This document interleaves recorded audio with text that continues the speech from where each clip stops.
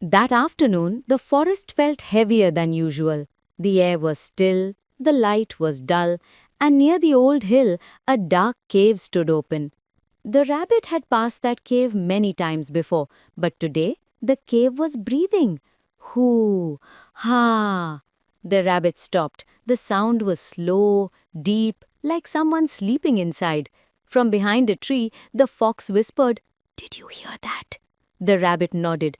"That cave wasn't making sounds yesterday," the rabbit said softly. The fox smiled nervously. "Probably just the wind, but the wind doesn't pause between breaths. Hoo, ha." The fox swallowed. They stood still, listening.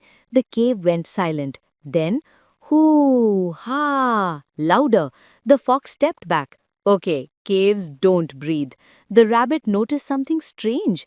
Every time the cave made the sound, the shadows near its entrance moved inward, as if the cave was pulling the darkness inside. The rabbit picked up a small pebble. "Let's test something," he said. He tossed the pebble gently toward the cave. Tap, tap. The sound echoed. The cave stopped breathing. Complete silence. The fox held his breath. Then, hoo, ha! The sound burst out, stronger than before.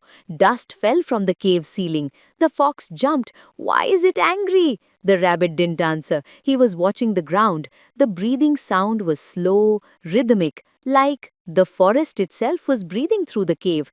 The rabbit stepped closer. The fox grabbed his arm. "Are you crazy?"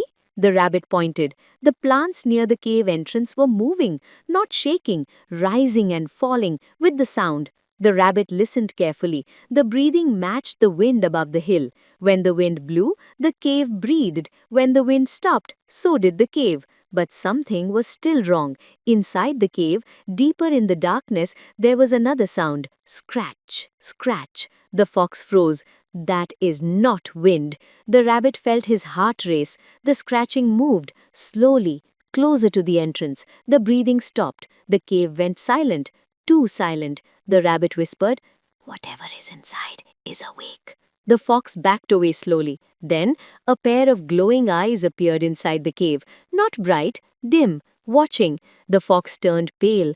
"I don't like caves," he whispered. The rabbit stared carefully. The eyes blinked, once, twice. Then the eyes lowered. Out of the darkness came a small, round creature, a shy hedgehog, covered in dust. He sneezed loudly. "Achoo!" The cave breathed again. The hedgehog looked confused. "Oh, sorry," he said. "I was sleeping." The fox collapsed on the ground. "That's it?" The rabbit laughed softly. The hedgehog smiled. "This cave connects to tunnels under the hill. When the wind passes over, it pushes air through them."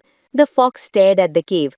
"So the cave wasn't breathing, it was the hill," said the rabbit. The hedgehog waved and walked back inside. The cave fell silent. No breathing, no scratching, just stone. The fox stood up slowly. "Next time," he said, "I'm checking caves from very far away." The rabbit smiled. They walked away. Behind them, the wind blew gently over the hill. The cave breathed once more. Hoo, ha, then stopped.